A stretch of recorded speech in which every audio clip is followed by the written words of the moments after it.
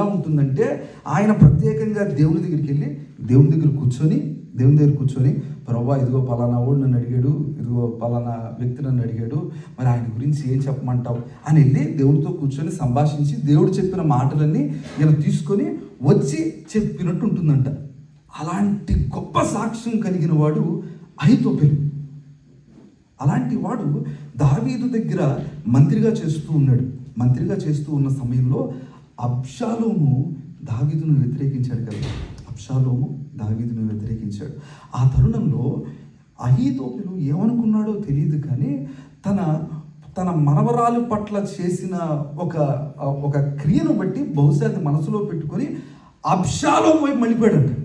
అబ్షాలోము దగ్గరికి వెళ్ళిపోయాడంట. అబ్షాలోము పిలిచాడంట, అబ్షాలోము, ఏమండి మరి మీరు నా దగ్గరికి వచ్చేస్తే బాగుంటుంది, ఎందుకంటే నేను ఒక సామ్రాజ్యాన్ని, ఇశ్రాయేల్ సామ్రాజ్యాన్ని కట్టేస్తున్నాను, మీరు వచ్చి నా దగ్గర దావీదు దగ్గరే ఉంది, దావీదు దగ్గర బలం లేదు, ఏం లేదు, నా దగ్గరికి వచ్చేయండి, నా దగ్గర కూర్చోండి, మీకు కావాల్సినంత ఇచ్చేస్తాను, మీ గురించి నేను విన్నాను, మీరు దేవుడి దగ్గరికి వెళ్ళి కూర్చొని మాట్లాడి ఆ సంభాషణ తీసుకొని మనుషులకు చెప్తారంటే మీ దగ్గర అలాంటి ప్రభావం ఉందంట, మీరు నా దగ్గర ఉంటే ఇదిగో ఈ రాజ్యాన్ని ఇంకా గొప్ప చేసేయచ్చు అని చెప్పి రకరకాలుగా ఆయన పిలువనంపించి ఆయన దగ్గర పెట్టుకున్నాడు.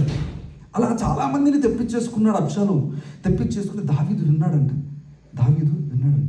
దావీదు గారు మొన్నటి దాకా మన దగ్గర మంత్రి ఉన్నాడు కదా, అసలు దేవునితో ఎంత సంభాషించేవాడు కదా, దేవుని దగ్గర ఎంత అనుభవం ఉన్నాడో కదా, ఎంత ప్రార్థనాపరుడో కదా, ఎంత ఆయన దగ్గర కూర్చొని స్తుతించేవాడో కదా, అలాంటి వ్యక్తి నిన్ను విడిచి నీ కుమారుడైన అబ్షాలోము దగ్గరికి వెళ్ళి చేరిపోయాడు. వాళ్ళ బలం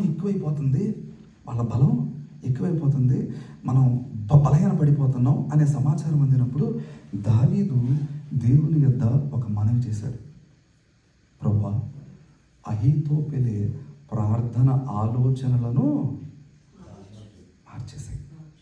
మార్చేయి, ఉంచొద్దు ఆయన దగ్గర. ఆయన ఆలోచనలు ఏమి సఫలపరచకూడదు, ఏవి కార్యరూపం దాల్చకూడదు. ఆయన ఆలోచనల్ని మార్చేసాయి. నువ్వు ఆయనతో మాట్లాడద్దు, నువ్వు ఆయనతో సంభాషించద్దు, అసలు నిన్నేమడిగినా నువ్వు ఆయనతో మాట్లాడితే నేను ఒప్పుకోను అన్నట్టుగా ఒక చిన్న మనవి దేవుని సన్నిధిలో పెడతాడు. ఈలోపు అబ్షాలోము మాట్లాడుతాడు, ఏమండి అహీతోపెలు గారు, ఏం చేద్దాం చెప్పండి అని అంటే, మనం ఏం చేద్దామంటే 12,000 మంది కలిసి దావీదు దగ్గరికి వెళ్ళిపోదాం, కొట్టేద్దాం అనంటే ఈ మధ్యలో జరిగిన ఒక సంభాషణ, హూషై అని ఒక వ్యక్తి ఉంటాడు కదా,